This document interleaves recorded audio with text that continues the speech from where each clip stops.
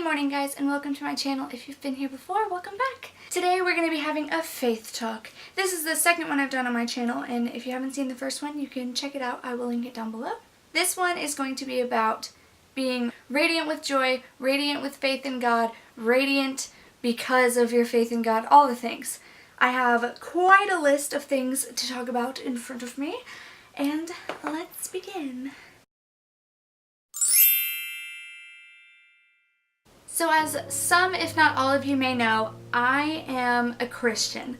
I follow Christ, I read the Bible, I go to church, my dad's a pastor, and I think it's really important to not be ashamed of talking about what you believe in and what you think will help the world. So here I am, and I'm going to share with you why it's important to be radiant and how to be radiant. It's important to be radiant because it shows that we're different. I'm going to talk about this a little bit later in the video, but it's important that we as Christians set ourselves apart from the world so that we look different. If we claim that we're Christians, like if we openly tell people we're Christians, which we should do, we have to be conscious that people are watching us. So if you tell a classmate, I'm a Christian, like 2 weeks later, if they see you cursing or cheating on a test or something that you know you shouldn't be doing, they're gonna know that you shouldn't be doing it either, and they're gonna say, oh, they're a Christian, they can do it, then it's okay for me to do it. What's so different about being a Christian? And that's not okay. We have to set ourselves apart from the world so that when people look at us, they will see Christ. And that's what being radiant is all about, to show Christ through us and through our actions, through our words, through everything about us. It's so important to be joyful and to not be down on yourself. In this world that's constantly like, I'm dead inside, I hate myself, I'm the worst, and I've said these things too because they're kind of funny and I don't, like in context, I don't really mean them obviously because I know that I'm alive in Christ and I am not dead inside, but I say them too, and in a world that's constantly like that, some people like don't know that they can be alive in Christ, and so we have to stand out. We have to be Christ. Sometimes we're the only Jesus that people see, and it's so important that they see the real Jesus. So I want to challenge you to be radiant, and if you don't know how to do that, just keep on watching. First, I want to get out of the way that radiant does not mean perfect, which I know that nobody thought that, but I just want to make it clear that you don't have to be perfect in your relationship with God to be radiant about it, okay? So like, I'm not saying be perfect, you don't have to be perfect to be radiant. You can have bad days and make mistakes and still be radiant. We're going to do the wrong thing sometimes because we're not perfect. We're human. Like, it's just, when you got baptized, that didn't make you perfect. I can talk more about baptism and what that means in another video if you'd like, let me know down below. But this one, for the purpose of this video, all you need to know is being baptized, being saved, it doesn't make you perfect, okay? We're human and it's in our nature to sin and to do wrong. But Romans 8:10-12 says that we don't have an obligation to do what our sinful nature urges us to do. So we're going to want to do wrong or to sin because we'll be tempted, but we don't have to do it. Condemnation is the strongest form of disapproval, but Jesus did not come to the world to condemn the world, but that the world might be saved through him. That's John 3:17. We often condemn ourselves and expect God to do the same, but God isn't a human and he's not going to respond to us the way a human would. When we seek forgiveness, God is faithful to forgive us. Grace is a possibility, and because of God, we can always receive grace. It's important to remember these things when we talk about being radiant with joy for God, because if you're constantly putting yourself down because you don't believe that you're forgiven, it will steal your radiance, steal your joy. So rather than talking down to yourself, it's important to speak truths to yourself. So I have 6 truths that I want to challenge you guys to say to yourself daily or weekly or however often you need it, every hour. So number 1, I am loved by God. Number 2, I am alive, no longer dead, in Christ. Number 3, I am raised up with Christ. Number 4, I am seated with Christ. Number 5, I am saved by faith in Christ. And number 6, I am God's workmanship. The last truth is especially important because it is a reminder that we're not done.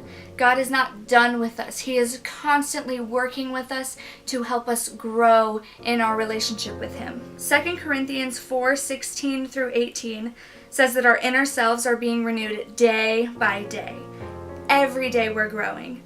And so you have to be able to forgive yourself and know that God forgives you when you mess up. The more we speak these truths to ourselves, the healthier we'll be in our daily lives and with our relationship with Christ. So living for Jesus means living differently. If we look the same as everybody else, how are they going to know that we are saved by literally the maker of the universe? In a world of self-hate and depression, we have to be conscious about how we look to others. And I don't mean our outside appearance, and I even took the liberty of not wearing very much makeup and wearing like literally a sweatshirt for this video, because being radiant is not about looking the best or being the best of whatever's around you or portraying yourself as the nicest, the funniest, or whatever, because it's not about that. It's about being radiant with joy from God. Because we're on God's side and we know that we're forgiven, we should be radiant with joy. I think I've said that 1,000 times by now. It's okay to not know what God has in store for your life, because nobody knows, really. God will open and close doors depending on where He wants you to go, and those doors will lead you exactly where He wants you to be. Trust Him in everything, whether you know the plan or not, and that will really help for you to be radiant. So the last little bit is sometimes it's going to be hard to be radiant and you have to fight for it. So I have 3 things that you need to be on the guard about so you can make sure that you're radiant every day of your life. So number 1 is guard your heart against joy stealers. So joy stealers are worries and anxieties about the things in the world, pleasures and the deceitfulness of riches, cravings and passionate desire for other things, or like just longing for the world. Anything that is worldly, you need to cast it away because it's just distracting you. These are distractions, and you need to cast them away from your mind so that you don't get distracted. You need to recognize what's occupying your thoughts and don't give it brain time. Get God to show you what really matters in all areas of your life. Ask Him to make His desires your desires. Pray relentlessly about this. It is so important to not be distracted so that you can be radiant. The second thing is to be productive. Our joy and radiance increases when we live out God's call for our lives. Trust Him to perfectly fit you into His perfect plan. Find out what rings your spiritual bell and keep doing it. Rejoice in living out God's plan for your life. The third and last thing is to choose to rejoice. Our radiance is important because it displays God to the world. So even when things are going wrong, it's so important to choose to be joyful about your situation no matter what. Rejoice anyways. So take Paul, for example.